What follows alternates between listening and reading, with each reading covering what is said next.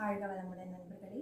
இந்த வீடியோ பதிவில் நம்ம புகையிலை ஏன் பிடிக்கிறோம், நம்ம புகையிலை பிடிப்பதனால நம்மளுக்கு உடம்புல என்னென்ன பாதிப்புகள் ஏற்படுது, அந்த புகையிலை பழக்கத்தை 2 வகையாக எப்படி நம்ம மாற்றிக்கலாம் அப்படின்றது பார்க்கலாம். இந்த 2 வகையாக நம்ம மாற்றுறது ரொம்ப இன்ட்ரெஸ்டிங்காக இருக்கும், கண்டிப்பாக பாருங்கள். ஃபஸ்ட்டு நம்ம ஏன் புகையிலை பிடிக்கிறோம்? நம்ம புகையிலை பிடிக்கும் போது அட்ரினலின்ற ஒரு ஹார்மோன் ரிலீஸ் ஆகுது. அந்த ஹார்மோன் நம்மளுக்கு நிறைய எனர்ஜியும் நிறைய புத்துணர்ச்சியும் தருது அப்படின்னு தானே நினைக்கிறீங்க? இல்லை, நம்ம புகையிலை பிடிக்கும் போது நம்மளுக்கு தெரியாமலே நம்ம ஒரு பிராணாயாமம் பண்ணுறோம். நம்ம புகையிலை பிடிக்கும் போது என்ன நடக்குது? நம்ம வாயிலேருந்து உள்ளே இருக்கிறோம், அது தொண்டை குழிக்கு போகுது, தொண்டையிலேருந்து திருப்பி அது மூளைக்கு போய் ஸ்டிமுலேட் ஆகுது. அதனால தான் அந்த புகையிலையோட காற்று மூளையில் இருக்க ஆர்கன்ஸ் மேலே படுறனால நம்மளுக்கு ஒரு ஃப்ரெஷ்னஸ் கிடைக்குது. இதே டெக்னிக்காக நம்ம பிராணாயாமம் மூலமாகவும் பண்ணலாம், அது இன்னும் ஹெல்த்தியாக இருக்கும். ஆனால் நம்ம புகையிலை பிடிக்கிறதுனால சில பாதிப்புகள் இருக்குது. என்னென்ன பாதிப்புகள்? ரத்த அழுத்தம் அதிகமாகும், ரத்த கொதிப்பு வரும், இதய துடிப்பு அதிகமாகும், சுவாசம் ரொம்ப ஸ்பீடாக நம்ம சுவாசிப்போம். அப்புறம் lung cancer, lung disease, skin disease, இந்த மாதிரி நிறைய வரதுக்கான வாய்ப்புகள் இருக்குது.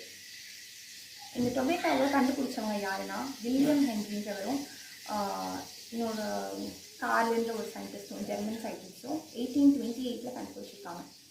இது கண்டுபிடிக்கும் போது அவங்களுக்கு தெரியும் இது ஒரு டாக்ஸின், இது உடம்புக்கு கெடுதல் அப்படின்னு.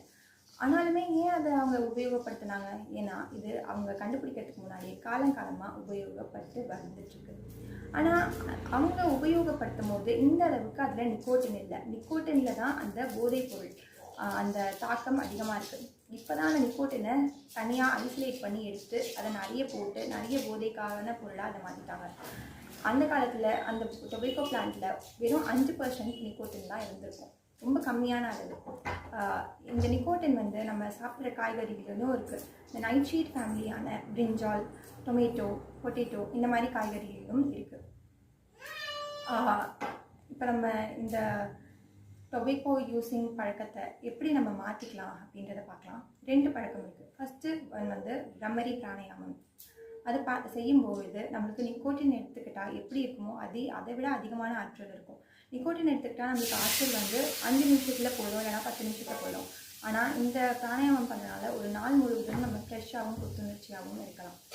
2வது ஹெர்பல் சிகரெட்ஸ், மூலிகை பொருட்களாக தயாரிக்கப்படுற ஹெர்பல் சிகரெட்ஸ். இதை விடும்போது நம்மளுக்கு ஒரு ஃப்ரெஷ்னஸ் கிடைக்கும். இப்போ நம்ம பிரம்மரி பிராணாயாமா எப்படி பண்ணலான்னு பார்க்கலாம். முதல்ல கண்ணை மூடிக்கிட்டு மூச்சை உள்ளே இழுத்து கைகளை காதுக்குள் வச்சுக்கிட்டு மூச்சை இழுத்துட்டு ஓம்னு சொல்லிட்டு விடணும். நான் பண்ணி காட்டுறேன்.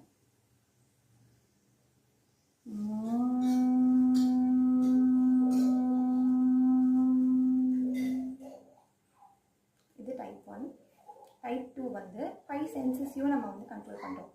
முதல்ல காது, கண், மூக்கு, வாய் மற்றும் தோல்.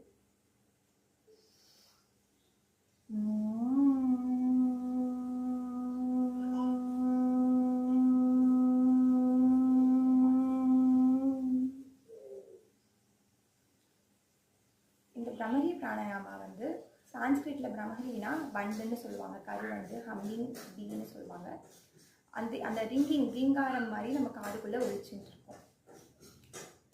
இந்த மாதிரி நடக்கிறனால என்ன ஆகும்னா நம்ம தொண்டையிலேருந்து அந்த வைப்ரேஷன் அப்படியே மேலே துரியம், அதாவது தலை உச்சிக்கு போய் ஒரு ஆற்றலை உண்டாக்குறது. இது ரொம்ப அருமையான பிராணாயாமம். ஆனால் இதை எல்லாருமே பண்ணலாம், சில பேர் பண்ணக்கூடாது. யாரெல்லாம்? கர்ப்பிணி பெண்கள், ரத்த அழுத்தம் மிகவும் அதிகமாக உள்ளவர்கள், எலிப்சி, மற்றும் படுத்துகிட்டே இதை பண்ணக்கூடாது. இந்த பிராணாயாமம் எங்கே வேணால் பண்ணலாம், எப்போ வேணால் பண்ணிக்கலாம், ஆனால் படுத்துட்டு பண்ணக்கூடாது. ஒழுங்காக ஒரு ஆசனத்தில் உட்காந்துட்டு தான் நம்ம இதை பண்ணணும். சுகாசனத்துலேயும் உட்காந்துக்கலாம், வஜ்ராசனத்துலேயும் உட்காந்துக்கலாம், எதில் வேணால் உட்காந்துக்கலாம். இனிமேலாவது நம்ம இந்த பழக்கத்தை தவிர்த்து ஒரு ஆன்மீக பயணமான பிராணாயாமம் அந்த மாதிரி நல்ல விஷயங்களை நோக்கி செல்வோம். வாழ்க வளமுடன்.